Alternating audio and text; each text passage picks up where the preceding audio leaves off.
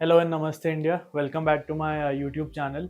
दोस्तों, अगर आपने एक ईवी लेने का मन बना लिया है या फिर आप कंफ्यूज्ड हैं कि ईवी लेनी चाहिए या फिर एक इंटरनल कंबशन इंजन लेना चाहिए, तो आज की वीडियो आप लोगों के लिए एक परफेक्ट है। आज की इस वीडियो में हम 7 ऐसे रीजंस के बारे में बात करेंगे जिनकी वजह से आपको 2025 में इंडिया में ईवी नहीं लेनी चाहिए। अगर आपको रोड ट्रिप्स पसंद है या आप अपार्टमेंट्स में रहते हैं या फिर आप बहुत स्पॉन्टेनियस पर्सन है, तो ऐसे कुछ 7 रीजंस के बारे में हम बात करेंगे जिनकी वजह से आज आपको इंडिया में अभी ईवी नहीं लेनी चाहिए एंड आपको एक आइस व्हीकल की तरफ देखना चाहिए। इस वीडियो के एंड तक बने रहिएगा। काफ़ी इंपॉर्टेंट रीजंस मैंने लिस्ट किए हैं यहाँ पे एंड वीडियो के एंड तक आपको बहुत ज़्यादा क्लैरिटी मिल जाएगी कि क्या एक इलेक्ट्रिक व्हीकल लेना आपके यूज़ केस के लिए परफेक्ट है या नहीं। तो चलिए स्टार्ट करते हैं वीडियो को। शुरुआत करते हैं सबसे ऑब्वियस पॉइंट से, which is range anxiety on highways. भैया ये वाला चार्जर चल जाओ, इसके बाद कुछ है नहीं अब हमारे पास। This is the only hope. अगर आप सिर्फ सिटी यूज़ के लिए ले रहे हैं ईवी तो परफेक्ट है, आपको कोई सोचने की ज़रूरत नहीं है। हाउएवर अगर आपका हाईवे का यूज़ केस है ईवीज का, तो मैं सजेस्ट करूँगा कि आपको एक बार और सोच लेना चाहिए, क्योंकि इंडिया में जो अभी चार्जिंग इंफ्रास्ट्रक्चर है वो अभी इतना डेवलप नहीं हुआ है, specially in the north of India. South India में अभी काफ़ी हेविली डेवलप्ड है charging infrastructure as compare to north of India. जो भी फास्ट चार्जिंग स्टेशंस हैं वो सारे ज़्यादातर 30 किलोवाट आवर वाले हैं एज़ कम्पेयर टू 60 किलोवाट और 120 किलोवाट। 120 और 60 की नंबर ऑफ चार्जिंग स्टेशंस अभी काफ़ी कम है। जो 30 किलोवाट आवर वाले चार्जिंग स्टेशंस हैं वो चार्ज होने में ज़्यादा टाइम लगाते हैं। आपको थोड़ा सा जूस अप करने के लिए भी कहीं ना कहीं 30 से 40 मिनट वेट करना पड़ेगा हाईवे पे।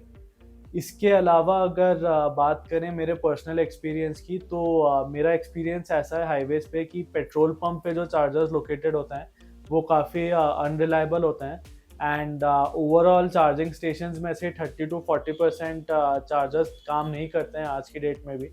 तो अगर आप हाईवे यूज़ केस के लिए ईवी सोच रहे हैं तो प्लीज़ एक बार और सोचें। ऐसा नहीं है कि इंडिया में हाई रेंज वाली ईवीज़ नहीं है, काफ़ी सारी ईवीज़ हैं मास मार्केट में जो 300 से 500 किलोमीटर्स की रियल वर्ल्ड रेंज भी दे देती हैं।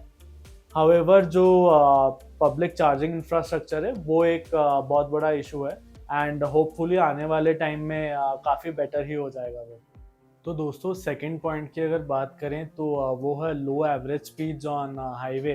तो अगर आप भी उन लोगों में से हैं जो हाईवे या फिर एक्सप्रेस वे पे 100-120 की स्पीड मेंटेन करते हैं, तो आपको बता दो ईवीज़ में आप ये स्पीड मेंटेन नहीं कर पाएंगे, क्योंकि 100 के ऊपर जाते ही ईवीज़ में रेंज डिप्लीशन काफ़ी फास्ट हो जाता है। जो बैटरी होती है वो काफ़ी जल्दी गिरने लग जाती है 100 के ऊपर जाते ही। ऑल्दो ईवीज़ में इंस्टेंट टॉर्क होता है, बट ईवीज़ जो होती हैं वो हाई स्पीड को सस्टेन करने में काफ़ी ख़राब रहती हैं। अगर आप कॉन्स्टेंटली 100 पे चलाएंगे तो रेंज डिप्लीशन बहुत ज़्यादा हो जाता है ईवीज़ में एंड आपकी प्लानिंग पूरी गड़बड़ा सकती है कि मुझे यहाँ चार्ज करना है, इतनी ईवीज़ मेरी किलोमीटर तक चल जाएगी, तो वो पूरी प्लानिंग आपकी गड़बड़ा सकती है। एंड पेट्रोल या डीजल कार्स में अगर आपको कोई जर्नी करने में 4 घंटे लगते हैं, तो बिलीव मी अगर आप ईवी पे जाएंगे तो वो सेम जर्नी करने में आपको कहीं ना कहीं 5-5.5 घंटे लगेंगे without even taking a charging stop. And अगर आप आधे पौने घंटे का कहीं चार्जिंग स्टॉप ले लेंगे तो कहीं ना कहीं आपको 6 से 7 घंटे ज़रूर लग जाएंगे वो 4 घंटे वाली जर्नी कंप्लीट करने में। क्योंकि आप चार्जिंग पॉइंट को सिर्फ ऐसे मत देखिए कि वहाँ पहुँचे 30 मिनट चार्ज किया और निकल गए। आप वहाँ पहुँचेंगे, ऐप सेटअप करेंगे, पूरा चार्जिंग जब तक स्टार्ट होती है उसमें भी 10-15 मिनट लग जाते हैं वहाँ। तो ये एक टाटा मोटर्स का कमर्शियल शोरूम है, ट्रक एंड बसेस वाला। यहाँ पे चार्जर अवेलेबल है।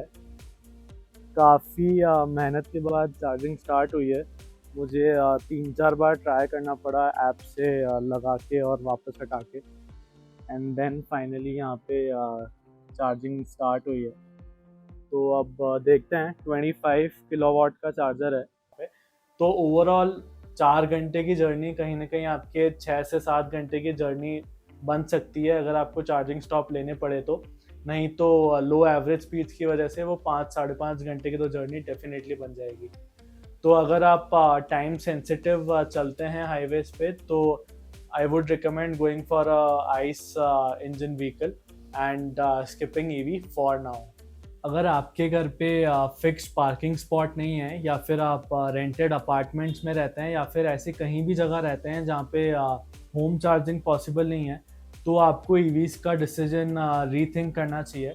इंडिया में आज की डेट में स्लो चार्जिंग या फिर एसी चार्जिंग का इंफ्रास्ट्रक्चर डेवलप नहीं है।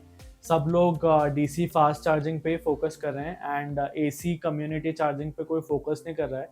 इसलिए जो इकोनॉमिकल सेंस बनाता है वो स्लो चार्जिंग ही बनाती है। अगर आप फास्ट चार्जिंग करते हैं रेगुलर बेसिस पे तो उसके दो नुकसान हैं। फर्स्ट नुकसान तो ये है कि आपको प्राइस जो है वो सेम एज सीएनजी कार पड़ जाती है। जो आपकी रनिंग कॉस्ट है वो ऑलमोस्ट ट्रिपल या 4 टाइम्स हो जाती है कहीं कहीं केसेस में। फॉर एग्जांपल अगर होम चार्जिंग आपको 1 रुपीज़ पर किलोमीटर पड़ रही है तो फास्ट चार्जिंग आपको कहीं ना कहीं 3 to 4 रुपीज़ पर किलोमीटर पड़ती है, which is somewhere in the range of CNG vehicles की रनिंग कॉस्ट। दूसरा डिसएडवांटेज ये है कंटिन्यूस फास्ट चार्जिंग का कि आपकी बैटरी बहुत ज़्यादा हार्म हो जाती है अगर आप स्लो चार्जिंग बिल्कुल भी नहीं कर रहे हैं। तो सारी कंपनीज यही सजेस्ट करती हैं कि एटलीस्ट 3-4 फास्ट चार्जिंग साइकिल्स के बाद आप एक स्लो चार्जिंग साइकिल ज़रूर करें, तभी आपकी बैटरी की हेल्थ है वो मेंटेन रहती है।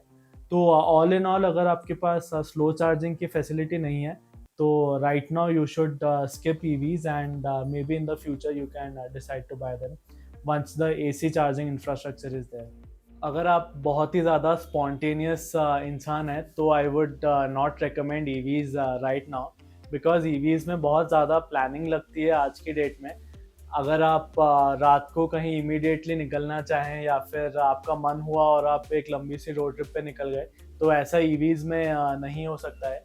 EVs की रोड ट्रिप करने के लिए आपको रूट्स प्लान करने पड़ते हैं, चार्जिंग स्टॉप्स प्लान करने पड़ते हैं, बैकअप चार्जिंग स्टॉप्स प्लान करने पड़ते हैं, क्योंकि बहुत सारे चार्जर्स चलते नहीं हैं या हो सकता है चार्जर्स ऑलरेडी ऑक्यूपाइड हों, कार्स वेट कर रहे हो वहाँ पे चार्ज होने के लिए। इसलिए बहुत ज़्यादा प्लानिंग इन्वॉल्व है एंड वो एक स्पॉन्टेनियसिटी और फन पार्ट लूज कर जाती है EVs as compare to ice vehicles. तो अगर आपकी लाइफस्टाइल वैसी है तो I would suggest to skip the EVs right now and look for a different petrol और अ डीजल कार। इंडिया में अभी EV का रीसेल मार्केट डेवलप नहीं हुआ है। एक सर्वे के हिसाब से 33% ओनर्स ने हाई डिप्रिसिएशन रिपोर्ट किया है, स्पेशली गिवन द फैक्ट जब बैटरी हेल्थ का कोई कॉमन एंड यूनिफाइड चेक नहीं है। OLX और कार देखो के हिसाब से 3 साल पुरानी EV अगर आप देखेंगे तो वो कहीं ना कहीं 45 to 50% डेप्रिशिएट हुई है as compare to 25 to 30% depreciation of similarly priced petrol and diesel cars. And अगर आप एक और चीज़ नोटिस करेंगे तो Cars24 और स्पिनी जैसी वेबसाइट्स हैं वो अभी EVs खरीद और बेच बिल्कुल भी नहीं रही है, क्योंकि मार्केट काफ़ी अनसर्टन है, टेक्नोलॉजी बहुत जल्दी इवॉल्व कर रही है यहाँ पे। अगर आप अपफ्रंट सेविंग सोच के EVs खरीद रहे हैं एंड अगर आपके शॉर्ट टर्म में रीसेल करने का प्लान है उसको, तो वो कहीं ना कहीं आपको कॉस्ट बेनिफिट एनालिसिस करके देखना चाहिए कि is it making sense for you और not. In most of the cases low resale होने की वजह से पॉइंट नहीं बनाता है अगर आप को कार जल्दी सेल करनी है तो।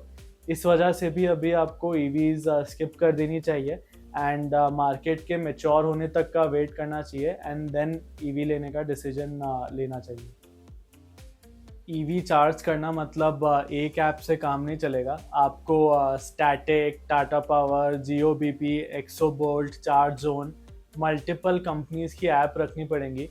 हर अपनी एक ऐप का एक सेपरेट UI होगा, सेपरेट लॉगिन होगा, सेपरेट वॉलेट और सेपरेट इंटरफेस होगा।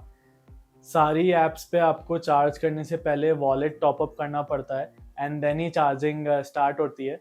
तो सबसे पहले लॉगिन करो, रजिस्ट्रेशन करो, फिर उसके बाद वॉलेट टॉपअप करो एंड देन 4-5 बार बाद जाके चार्जिंग स्टार्ट होती है। तो ये बहुत ही लंबा प्रोसेस होता है। तो अगर आप ऐसे इंसान है जो टेक सेवी नहीं है बहुत ज़्यादा ऐप्स नहीं चला पाते हैं या दिक्कत होती है आपको ज़्यादा ऐप्स मेंटेन करने में, तो ईवीज़ राइट नाउ आपके लिए नहीं है अगर आपको फास्ट चार्जिंग करनी पड़ रही है तो। कुछ ऐप्स में बहुत बार ऐसा भी होता है कि आपको चार्जर्स प्लग शेयर में तो दिख रहे होंगे, बट दूसरी जो चार्जिंग कंपनी की ऐप है वहाँ पे नहीं दिख रहे होंगे, या वाइस वर्सा। बहुत बार हुआ भी है मेरे साथ। तो मल्टीपल ऐप्स के बीच में आपको जगल करना पड़ता है, and if you are not a tech savvy person, I would suggest you to skip EVs as of now.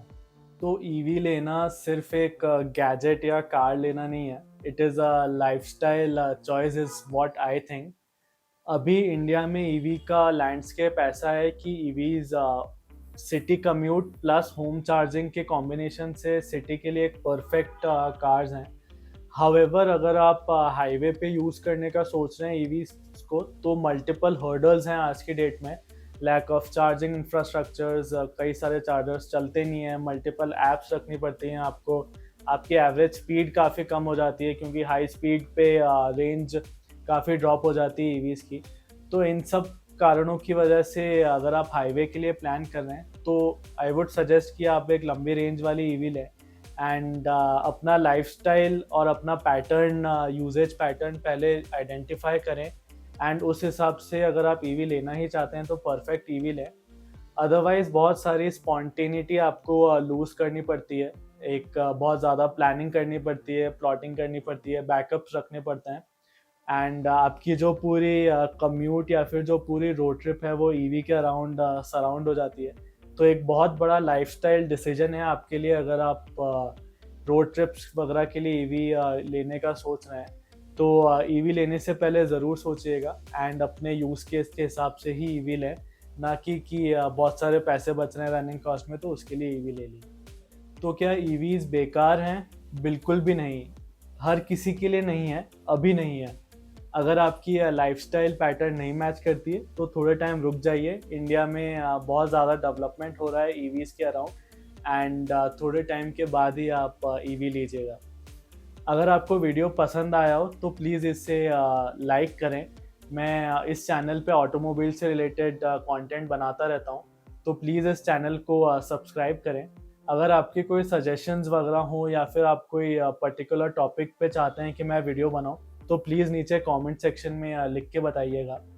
अगर आपके फैमिली, फ्रेंड्स, रिलेटिव या सर्कल में कोई ईवी लेने का प्लान कर रहा हो तो ये वाला वीडियो उनके साथ ज़रूर शेयर करिएगा, उनको भी डेफिनेटली हेल्प हो जाएगी। Until the next video, thank you so much for watching.